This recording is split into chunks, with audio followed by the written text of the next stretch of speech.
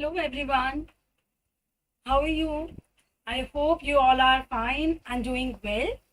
So I'm Poonam Sharma, your science teacher. Welcome you all another session of Matter in Our Surroundings chapter with you.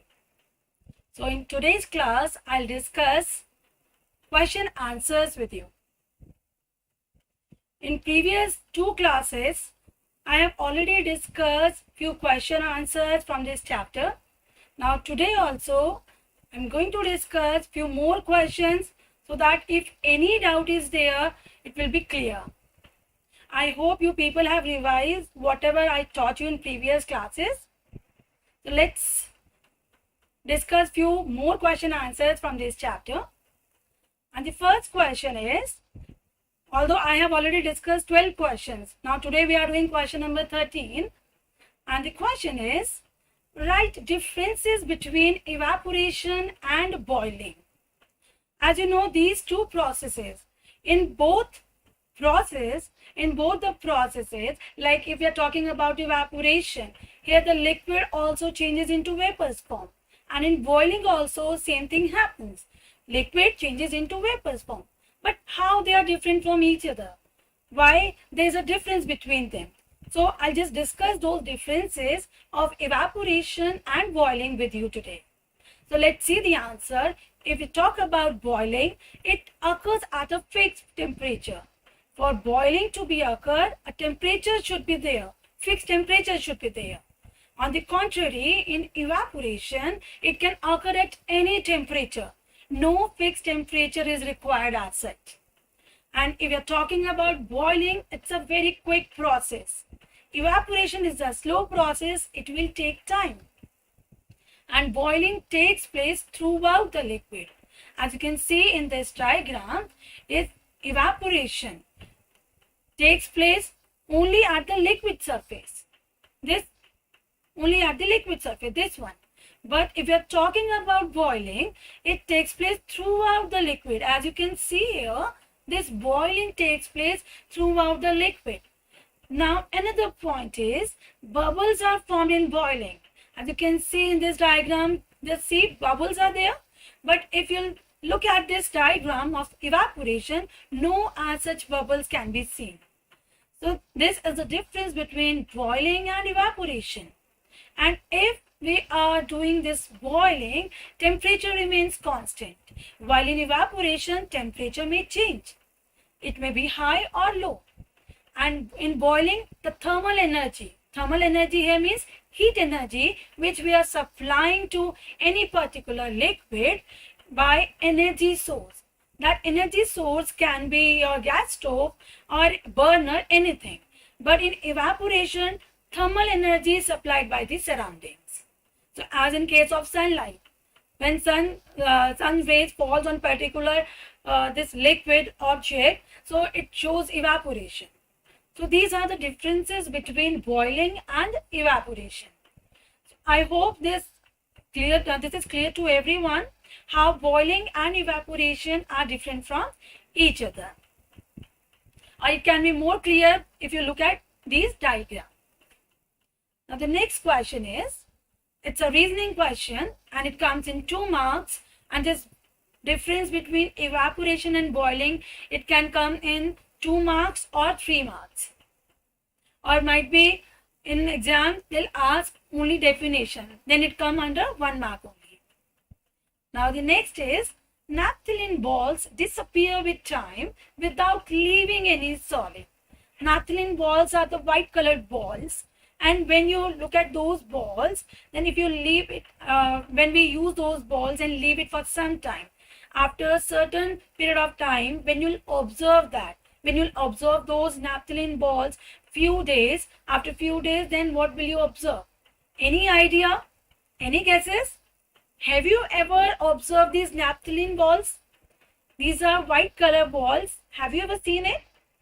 Yes, we generally use these balls in our home. So these naphthalene balls, after a few days, they convert into gaseous form without undergoing any liquid phase. So these naphthalene balls, they show this process sublimation. If you remember, I told you about this sublimation process in previous class. Sublimation is a process in which the solid directly changes into gaseous form without undergoing liquid phase. So naphthalene balls also shows this process of sublimation. And how these naphthalene balls disappear with time without leaving any solid? Due to the process of this sublimation. And so another example for such kind is perfume.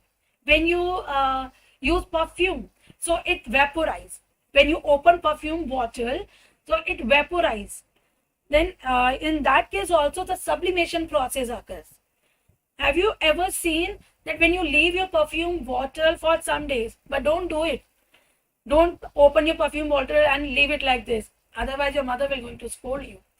So don't open it. But I'm just giving you one example. When you open perfume bottle and leave it for a few days, then you'll observe that the perfume bottle, the perfume which is present in the bottle, its level decreases. Okay, and this is also due to this process. And the next question is, elaborate effect of pressure on change of state of matter. Although I have discussed this effect of pressure n number of times with you, but again I'll discuss with you. As I told you, one topic can be asked by examiner so many times in different ways. So this is one of the way of asking effect of pressure on change of state of matter. Okay, now please tell me, if you will increase pressure or decrease pressure, what is the effect on the state of matter? Any idea about it? If we are increasing pressure on any particular state, whether it is solid, liquid or gas, then what will happen? If you have revised, I think you know the answer. Okay, I'll just tell you, if we apply more pressure on any particular state, then what happens? The state changes into another one. For example, if you remember, so this solid carbon dioxide gas, which is also known as dry ice. And if we apply more pressure on it, it solidifies. That carbon dioxide gas is it converts into this solid form when we apply pressure on it. So this is how, if we are increasing pressure on any particular state of matter, it changes. And if we are applying, if the pressure on it decrease, it again changes into gaseous form. Okay, if we increase, it converts into solid form because it brings the molecules together, and that's the reason why they are converting from liquid to from gases to solid. Okay, now in LPG gas cylinder, this question I have already discussed with you in previous class. What will happen and what are the uses of compressibility factor? If you remember that question, write down the uses of this compressibility factor of gases. So there I had discussed this point. Now I'm just telling you again, in LPG cylinders, the petroleum gas is cooled with lots of pressure, changes it into liquid state. And when we are using this LPG, we release the pressure and again it converts into gaseous form. So these are the effects of pressure on the change of state of matter. I hope this question is clear. Then next is, convert the following Kelvin temperature to degrees Celsius.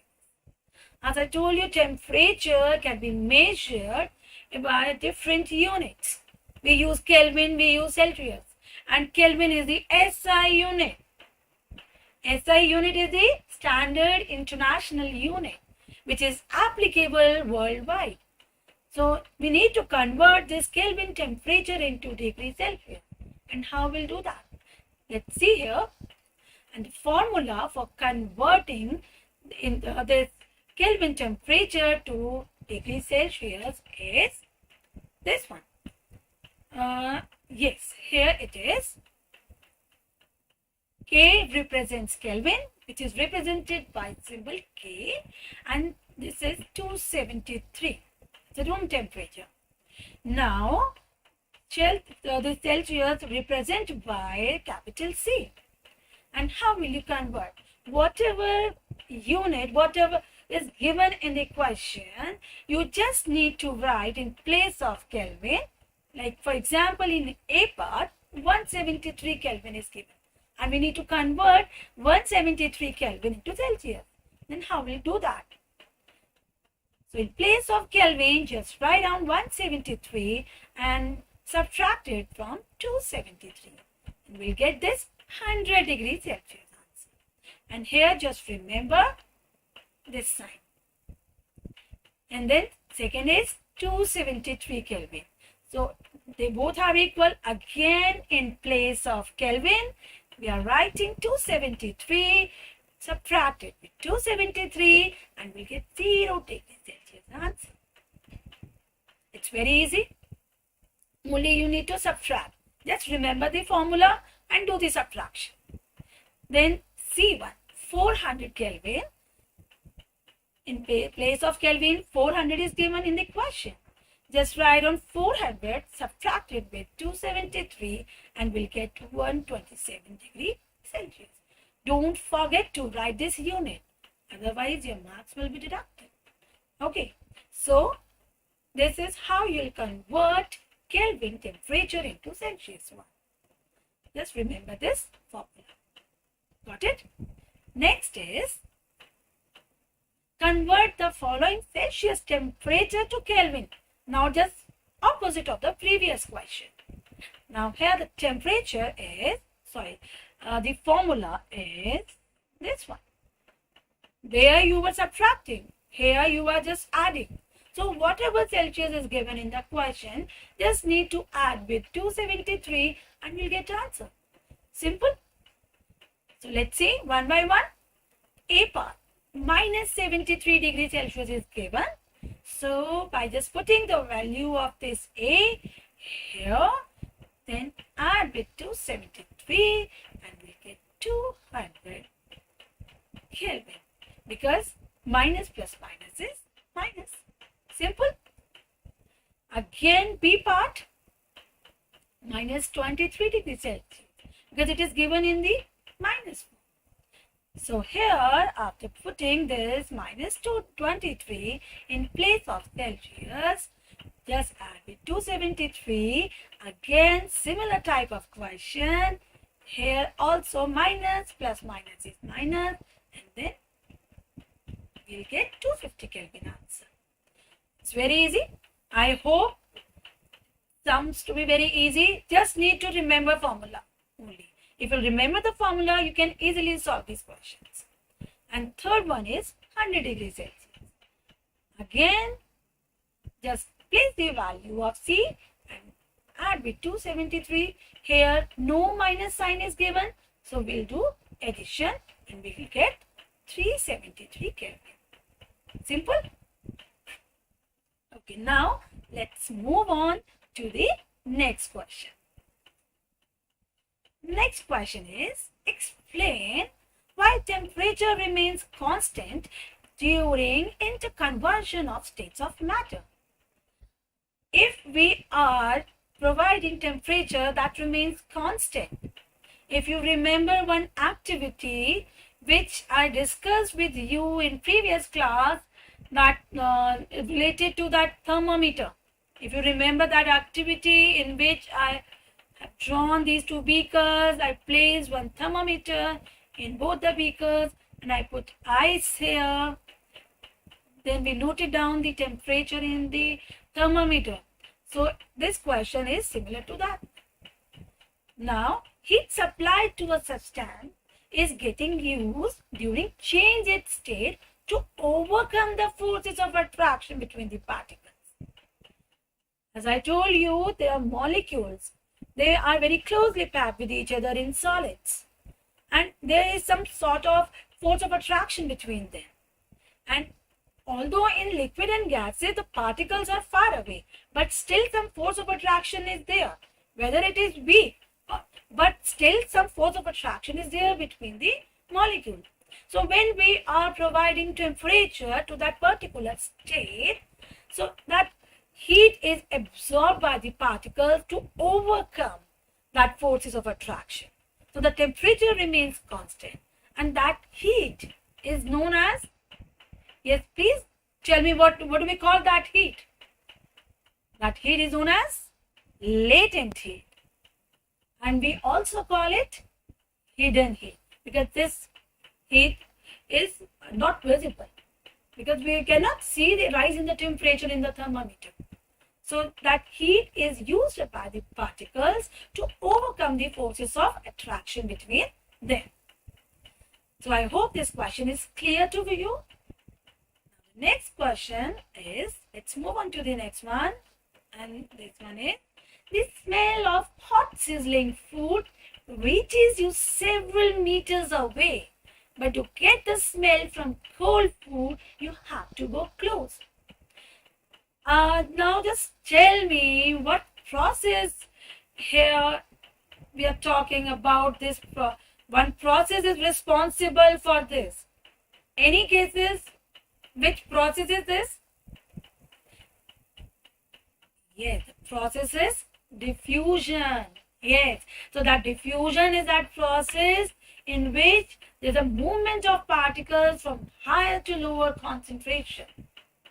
If you remember, I have given one example of this diffusion in which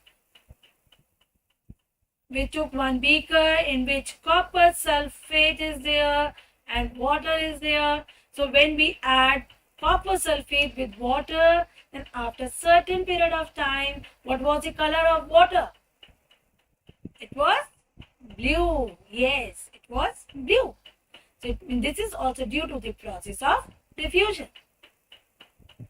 So this, so it means when there is some hot sizzling food is there. In hot sizzling food, the vapors are rising. The vapors are rising, and when the temperature increases, the rate of diffusion also increases. Due to increased diffusion process, we can easily smell the aroma of the hot sizzling food. On the contrary, if we are talking about cold food, the rate of diffusion is less because the temperature is low. So as a result, we need to go close to the cold food to get the smell of that food. Understood? I hope this question is clear. And the process responsible for this is diffusion. So diffusion process is responsible for the aroma or rising the vapors from the hot sizzling food. Next question is, how does the water kept in an earthen pot become cool during summer? During summer season, earlier when there was no refrigerator, people were using earthen pot to keep the water cool, so that they can easily drink during the hot climatic conditions. But nowadays, so many options are available in the market, but still few people are using this earthen pot in their house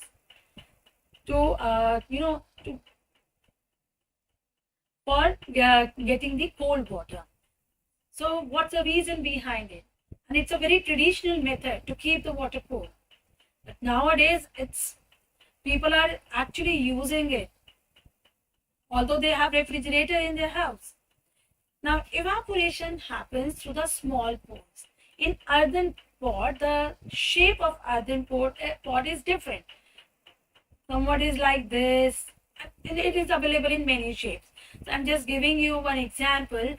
So this earthen pot is made up of this soil, which has some pores into it.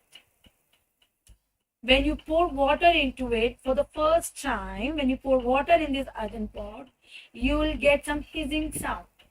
Some pores are there in this. And due to the presence of these pores, it gives a cooling effect due to the process of evaporation. This evaporation process is responsible for keeping the water cold in earthen pot, and due to the presence of these pores which are present in it. Okay. So now therefore water kept in earthen pot becomes cool during summer because of continuous evaporation. And this evaporation process takes place continuously through the pores which are present in this earthen pot. I hope this is clear, and it gives a cooling effect. Next is, why does a palm feel cold when we put some acetone or petrol or perfume on it? Acetone, girls generally use it. They know this use of acetone very well because they use it for nail paint remover. So if you keep that nail paint remover on your palm, you'll observe that it will vanish in the air. So why it happens? And when you leave your nail paint remover bottle for some time, so you'll observe that the level of acetone is also decreasing, and that's an acetone. Same case happens with petrol or perfume. Again, same question. As a perfume, petrol, and this acetone, they are volatile. Perfume, petrol, they are volatile liquids. What are volatile liquids? Which has a tendency to vaporize quickly. They are known as volatile liquids. So volatile liquids are those liquids which can vaporize. And these liquids have the tendency to convert into vapor form. Okay, so when we put these volatile liquids, they'll absorb the heat from our palm. When we put it on our palm, they'll absorb the heat from our palm and gives cooling effect. And the process responsible for this is, which process is responsible? Again, this evaporation. So as you can see, evaporation plays a vital role in our life. In everyday life, we observe n number of examples of evaporation. So evaporation is taking place in our surroundings every day. Now I hope after this chapter you'll observe this rate of evaporation in your surroundings and tell this reason to everyone in your house also. Next is, an iron almirah is a solid at room temperature. Iron almirah, wooden table, this question can be asked like this also. A chair is solid at room temperature. What's the reason behind it? Why these objects are solid? See, since the room temperature is very less than the melting point of these substances, these objects, these substances, they are made up of, like here this almirah is made of iron, chair is made of wood. So the material which we use in making of these objects, their melting point is quite high in comparison with the room temperature. So that's the reason why they are solid at room temperature. They'll not melt easily. So that's the reason why these objects are solid at room temperature. And the next is, what produces more severe burns, boiling water or steam? Obviously, I have faced this problem n number of times. And now what's the reason behind it? See, when the steam gets converted into boiling water, it releases latent heat.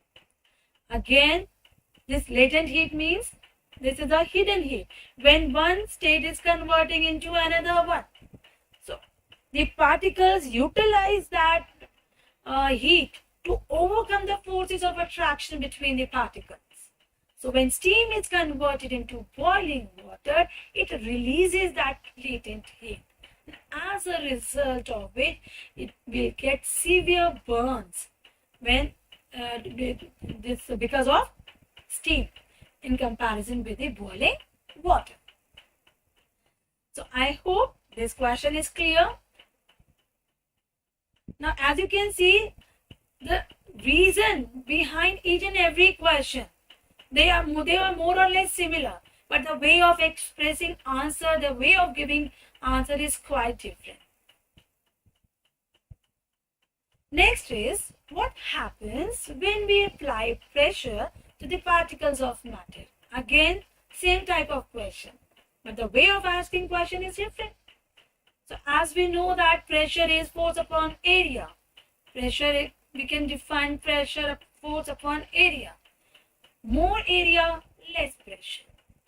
So if we are applying pressure to the particles, the forces applied brings the particles closer to each other, because the force of attraction is present between the particles, and if pressure is more, force is also more. They are directly proportional.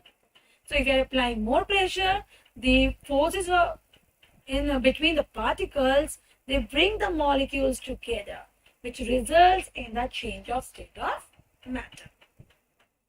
Okay. Next question is, a diver is able to cut through water in a swimming pool. Which property of matter does this observation show?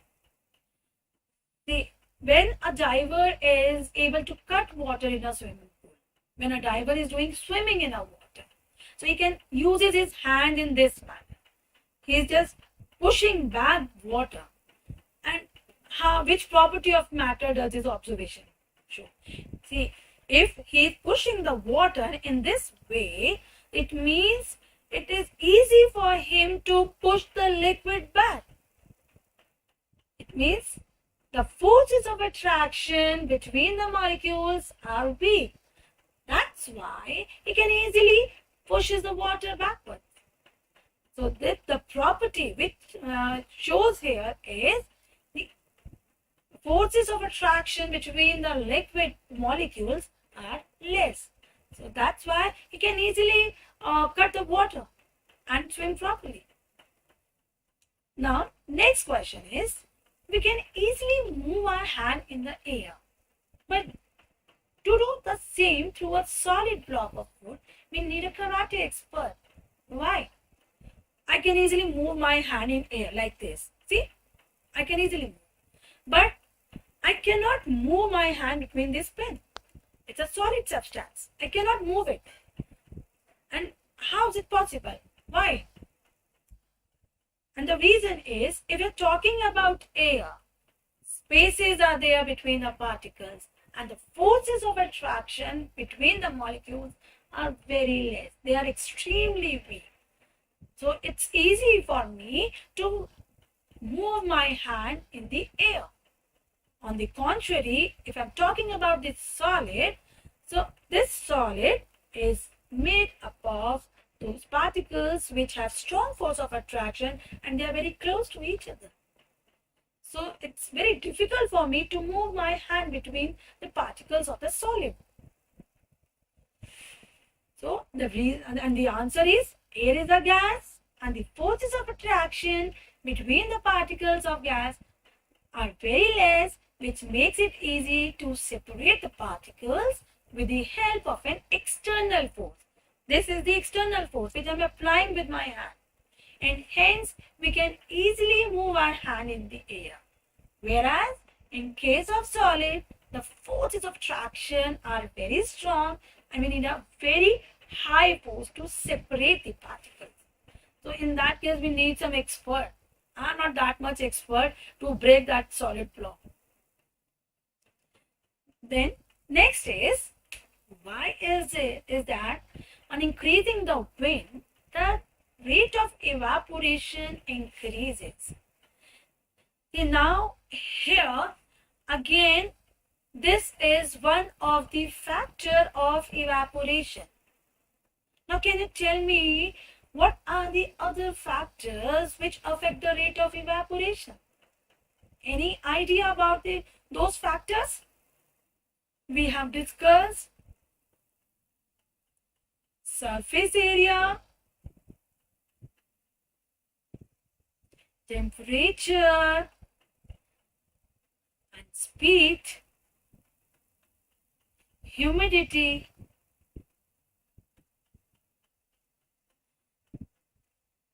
speed of wind speed rather. I will just write here wind speed. So these are the four factors which affect the rate of evaporation. And out of these four factors, only humidity is the factor which is inversely proportional to the rate of evaporation. And other three factors, they are directly proportional. Okay. Now here in this question they are saying, if we increase the wind speed, the rate of evaporation increases. Why? What's the reason behind it? Why it happens? Now, if we increase the speed of the wind, it takes away, it blows away the particles of that liquid, of that water vapors which are present in the air, and create more space for the water particles to come up. And as a result, it increases the rate of evaporation. So that's the reason if we increase the wind speed, the rate of evaporation also increases. They both are directly proportional to each other. Now, if you remember, I discussed few more applications based on this rate of evaporation and their factors. Like why do we wear cotton clothes in summer season? Why we perspire a lot on hot humid days, and why clothes can easily dry in summer days in comparison with the winter days. So all these questions are based on the factors of this, evaporation, which affect the rate of evaporation. So with this, this is the end of the chapter, and now I'll just recapitulate the topics which I have discussed with you in this chapter. In matter in our surroundings chapter, I taught you about pressure, diffusion process, different states of matter, how arrangement of particles are there in different states of matter, what type of forces of attraction is there, how density is there in solid, liquid and gases, how temperature and pressure affect the different states of matter, how these different states of matter are easily converted from one form to another form. So these topics I have already discussed with you in this chapter. Apart from it, rate of evaporation and the factors which are responsible for the increasing evaporation or decreasing evaporation, this also I have discussed with you. Let's do a quick recapitulation of one topic: solid, liquid and gases. What type of arrangement is of particles is present in all these states, and due to that arrangement, how it affects. In solids, the particles are very closely packed. In liquids, they are far away. In gases, they are more far away. So, due to the arrangement of these particles, in solid, they have high density, and density is mass upon volume. Okay? So, if mass is more, density will be more. They both are directly proportional to each other. Okay? In case of liquids, due to this arrangement, they have very weak intermolecular forces of attraction. Intermolecular forces of attraction means the attraction between the molecules is known as intermolecular forces of attraction. And due to this, they have very weak intermolecular forces, less density. They have less density. If we are talking about gases, the intermolecular forces of attraction is extremely weak in comparison with the solids and the liquids. And in gases, the intermolecular spaces are maximum in comparison with the solids and liquid. So forces are less or least, and forces of this spaces are maximum. So due to the arrangement of particles in different three states of matter, they'll show different properties. And accordingly, they have high melting point or low melting point. If we talk about solids, they have high melting point and boiling point. And the reason is due to these strong forces of attraction. We need more temperature, high temperature, to overcome those forces of attraction between the molecules. That's why they have very high melting and boiling point. And if we are talking about liquids, they have low melting and boiling point due to this arrangement only. And if we are talking about gases, they also have very less melting and boiling point. Apart from this, in solids, they like if you're talking about solids, one more difference is there. If you remember, can you tell me what is the other difference between solid, liquid, and gases? Apart from density, intermolecular forces, and intermolecular spaces, high melting and boiling point. Apart from this, any other differences there between these three states of matter? Yes. One more difference is there. Solids cannot flow, but liquids can flow. And this is again due to the arrangement of particles in them. Solids cannot be compressed. But if you remember, I discussed one example of solid which we can easily compress, and that is sponge. And the reason is due to the presence of air pores into it. Okay? So solids cannot be compressed. Liquids can compress, but to a certain extent. And gases are highly compressible. And if you remember one example of compressibility factor of different states of matter, I gave one example to you when we inflate a balloon. So and try to press that balloon. So gas is released from it. This is the highly compressible nature of the gases. And I discussed one activity related to this in previous class, that syringe, in which we insert one piston in each of the syringe. With the help of this activity, we can easily show that solids are least compressible. We cannot compress them, but liquids can be compressed, but to a certain extent, and gases are highly compressible. And these activities are very important from the exam point of view. Apart from these three different states, we have two more states, that's plasma and Bose-Einstein condensate.